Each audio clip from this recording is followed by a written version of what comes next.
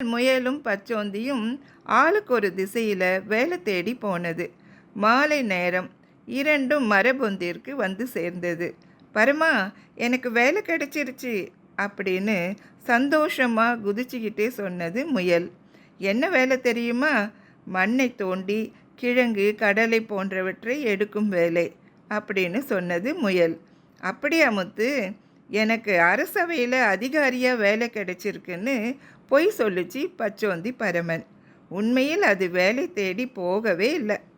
ஒரு நாள் கடலை காட்டில் முயல் வேலை செஞ்சுட்டு இருந்தது.